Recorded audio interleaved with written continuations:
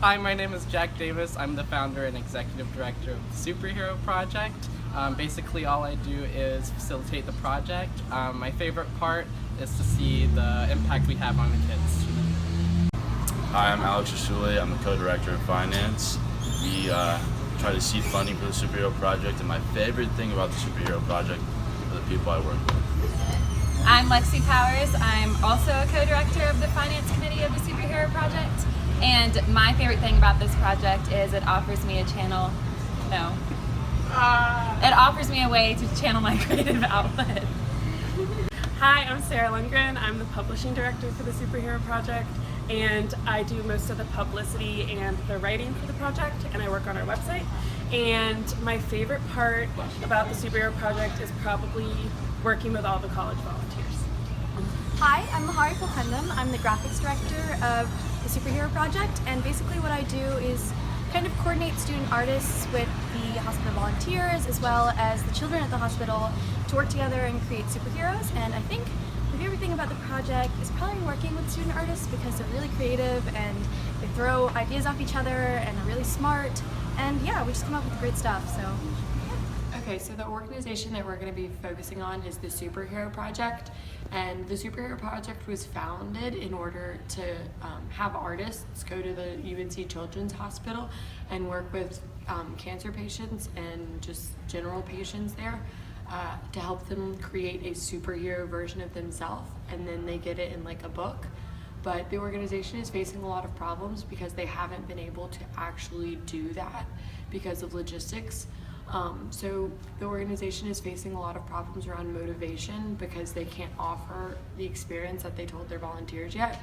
And that's kind of resulting in lack of participation, high executive turnover, kind of lack of focus. And that's kind of what we're going to focus on.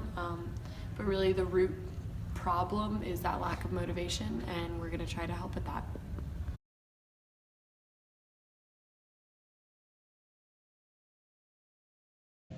The reason I left is because we didn't really have a solid mission, and we weren't shooting toward anything. And with the lack of communication and the lack of motivation for what we were trying to accomplish, I decided to leave the project.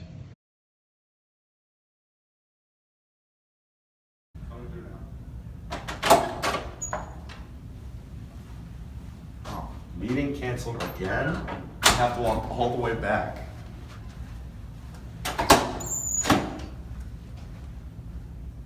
Meetings being canceled really doesn't make me want to come, especially to future meetings if I know the same thing may happen. And then we're going to use this and apply it to the EPO model. For example, for E, if I put forth effort, will I succeed? I think the answer is no, especially if I put forth the effort to walk all the way from my dorm just to club and it's canceled. That's going to be very bad. Additionally, it's going to lower my intrinsic motivation because I may not even see a project all the way through if meetings are continually canceled. A few months after the organization was started, they realized that their original mission was no longer achievable, but the team failed to redefine a new mission, so now no one feels motivated towards a new goal that they all want to achieve. We're suggesting that the organization come up with a new goal and communicate that to everyone in the group.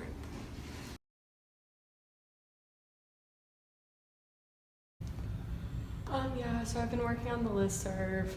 Basically, I just have to put everyone's emails in there, but it hasn't really been working, so I don't really know what to do about that. I tried to send myself a test, but it didn't work. So, yeah, I don't really know. Maybe I'll call the guy, see what he says.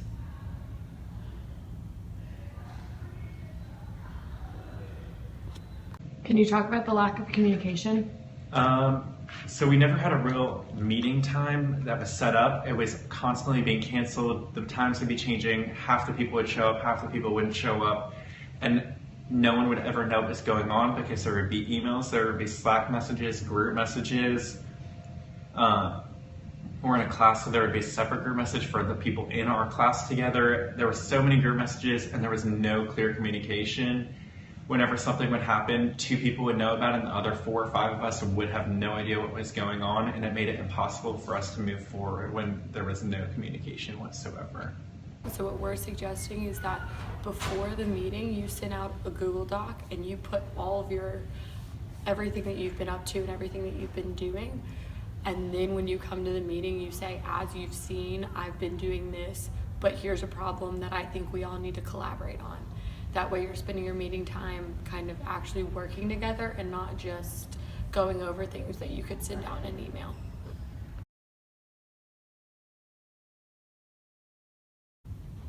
So as you all know, I've been having a really hard time getting in touch with the hospital to set up training for our volunteers. So do you think it's a good idea if I just email them again? Yeah, should work. Right now, everyone does their jobs individually. There's not a lot of collaboration with other people in the group. So one way to create task conflict and generate new ideas would be have a designated devil's advocate during meetings to go against what the common idea is.